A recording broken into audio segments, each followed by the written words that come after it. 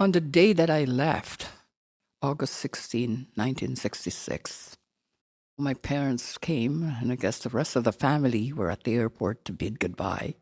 And I was so happy, to be going away. But I think probably my parents were kind of sad. A goodbye at an airport can feel like the end of something, but sometimes it's the beginning of everything. In 1966, a young woman left the Philippines with little more than courage and a dream of independence. She didn't know what Canada would be like, only that her life was about to change. This is Josie Howard's story of leaving home and finding belonging thousands of miles away. Hi, it's Josie Howard. I had moved to Regina about 44 years ago, but I came to Canada almost 60 years ago. I am a retired SaskTel employee. I was an accountant. I work as a financial manager at the SaskTel International, a sub of the SaskTel company. I am a mother of 2 children, grandmother for 6 children. I was born during the war. I belong to the silent generation. And being the eldest of the family, I had the responsibility of looking after my younger siblings. Growing up with 9 children, I hear a lot of laughter, a lot of singing, a lot of fighting. I hear the shuffling of the mahjong tiles. My parents played mahjong. I hear noises from outside, vehicles honking, kids playing on the street. All the sorts of things that you're probably not familiar with because I came from a warm country. And so people were just coming and going. Like our house seems to be an open place for everybody to come and eat and play and sing. Filipinos in general are smiling people. You never see, even though they're hurting, you'd still see a smile on their faces. They're very hospitable. They're very caring. Even if it's the last meal that they can have, they're going to go and share it with you. And that's the one thing that I'm hoping that I still am keeping. I wasn't really planning on leaving the Philippines to come here, but my brother had left the year before and gone to the States as an exchange student in medicine. So I think it should be fun to go, and apply in the States as well. And they said that the application for the United States is a little longer, and I should probably look into Canada. So my girlfriend at work said to me, why don't we go and apply for a Canadian visa?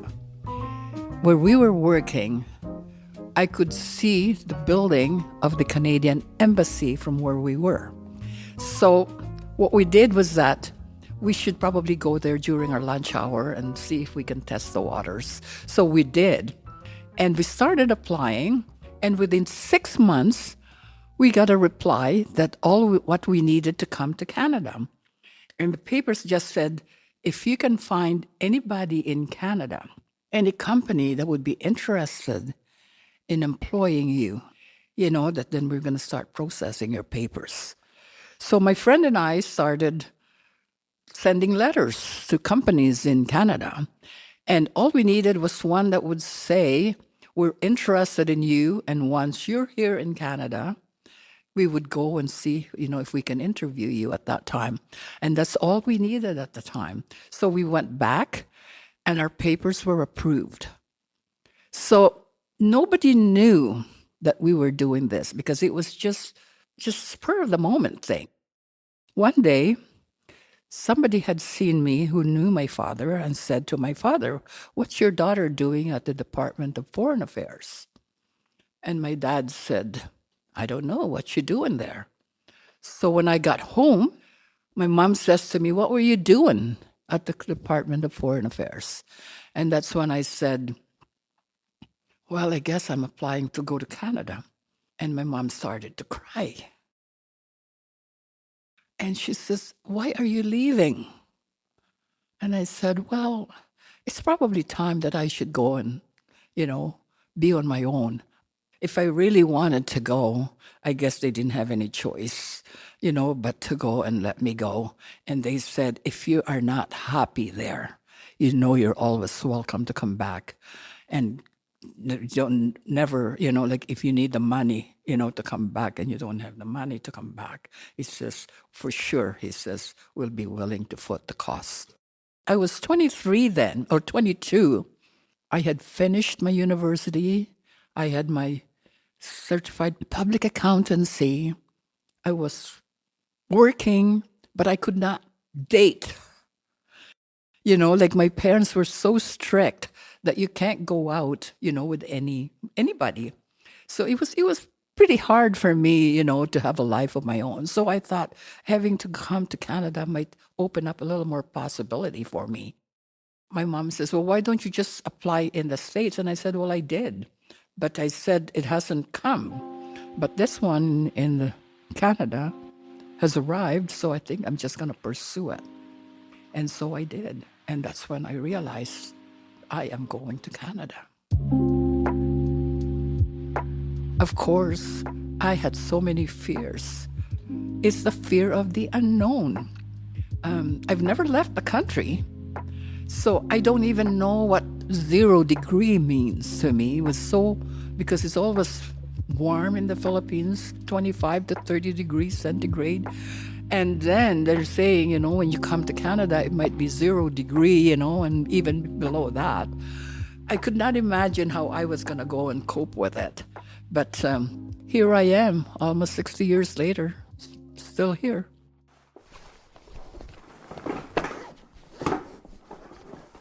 On the day that I left, that was August 16, 1966. So my parents came, and I guess the rest of the family were at the airport to bid goodbye. And I was so happy, to be going away. But I think probably my parents were kind of sad that I was going away. And I had some friends that bid me goodbye as well. They came. And then that was it. No turning back.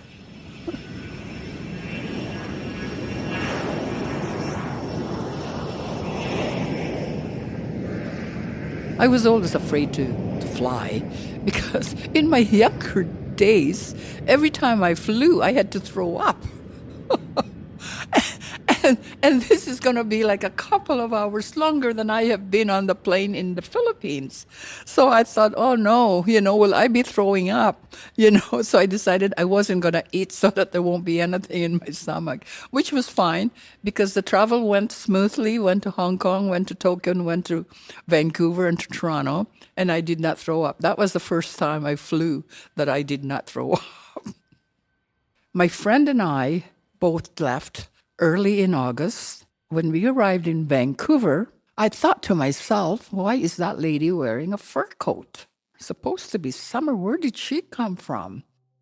In my mind, I'm thinking, am I going to be so cold? Did I make a mistake coming here?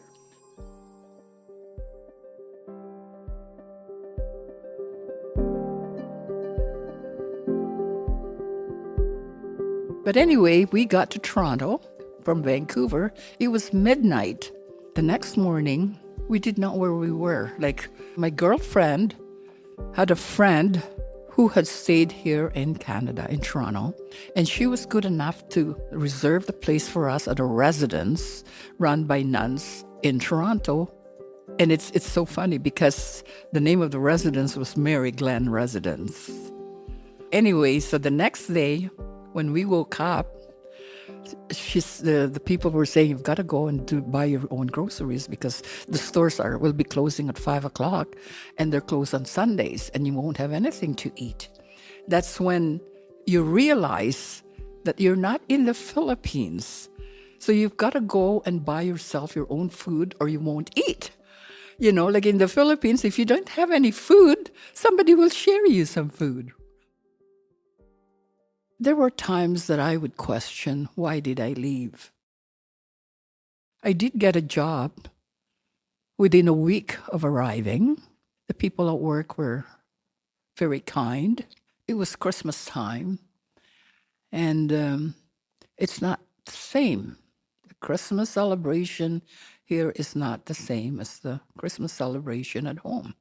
So, sure enough, I had questioned myself, why did I leave home? To this day, I'd say I have no regrets. I'm glad I came. What surprised you most about life here? Privacy. People here tend to keep to themselves. They don't share things. You're on your own. Nobody's there to help you. That I knew how to speak English, but we were more Americanized than Canadianized accents, listening and watching TV news. So every time they spoke, I repeated what they were saying so I can hear myself in the same accent and the same pronunciation as what they did.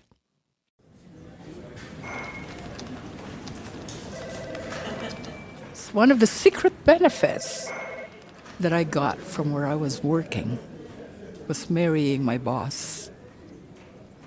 So when he made the proposal to marry me, I said, I guess I am going to make Canada my home. So I went home and thought, I'm going to think of what I'm supposed to be doing. Met my old boyfriend. That did not materialize either. And so before I left Canada, my boss had says, if and when you want to come back to Canada, I'm offering you marriage. So when I came back, I made a decision that I was going to accept his proposal. I had to leave the office and look for another job somewhere else. I was widowed at 42 and they were teenagers. It was a rough year when I lost my husband because I had to raise two teenagers in the culture of Canada. There was no help.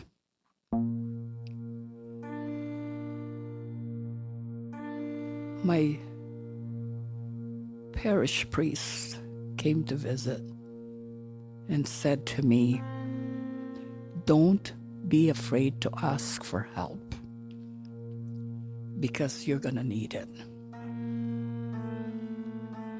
And that's when I started to think, yeah, but where do you go and ask for help?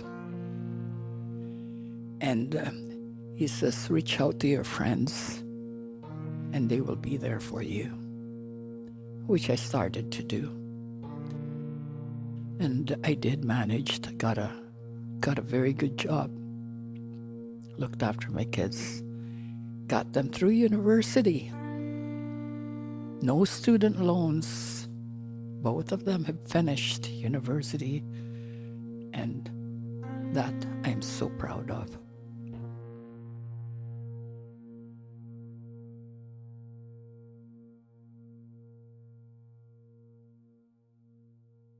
I'm still myself, but what I've learned is that I am not as sharing as I am with my thoughts because it might not be welcomed by people. I listen more than I talk. So Canada lives in me, but the Philippines is still my home.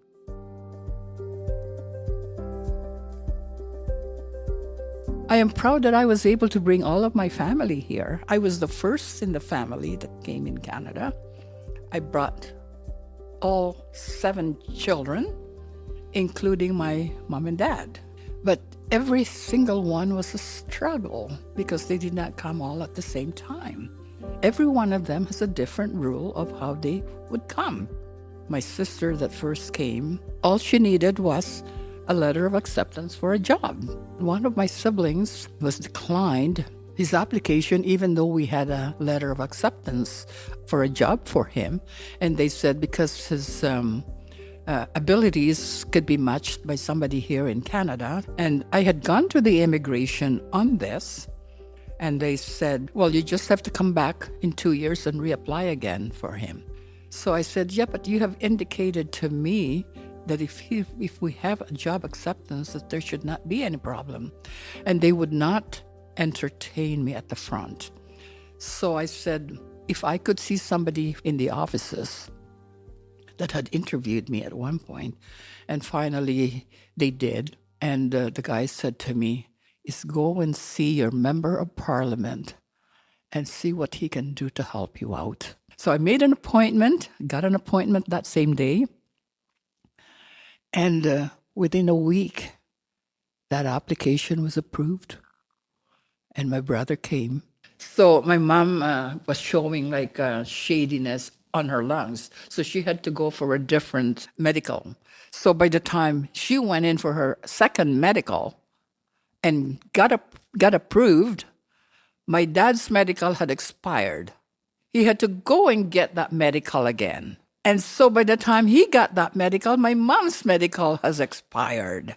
So this took 2 years that they were doing this. So finally, my dad says to me, is there any way you can help me out so that we can coincide the medical problem? So I went to Saskatoon because Regina was NDP. So I had a friend that I had met and took me to Saskatoon to meet with the party in power. And within a week, their application got approved, and they were on their way the next day. My sister, Juanita. So we brought her here. The immigration says, well, the only way that she could apply is for her to get out of the country and then reapply. If you have a business that you can employ her or something. So I was coming home one day from work, and I thought, I'm going to drop by and buy myself a lottery ticket at this store. So I go in, and I see a friend in the store. So I said, what are you doing here? And he says, I just bought this place. So I said, well, can I talk to you about sharing for the cost of this place? It was a convenience store.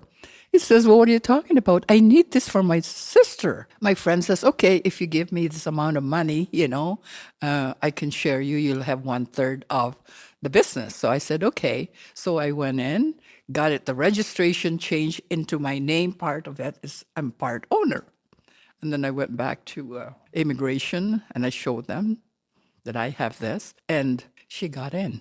My sister was getting married, and my mom says to me, it would be nice if we can bring 2 kids at home to attend the wedding so that we can be like all together. So they applied for their tourist visa, and my sister got declined. So my brother did not bother to go and apply for his visa because he figured if she got declined, I will surely be declined. So my mom says to me, is there anything you can do about it? So I phoned another member of parliament. And I told him about it. And he says, well, if you can give me the number, I guess when you get declined, there's a number, right? So I gave the number, and my brother didn't have a number because he did not apply. So he says, well, we could not find your brother's application. So I had to go and phone again, and they said, so I said, go and apply and get declined and give me the number. So he did. So he got declined, so I got the number, so I got both of them now. They finally sorted them out, so they were given a minister's business, a big, nice piece of paper, and it's good for 5 years. So that was it. So that's why I'm saying every sibling that I had a story to tell.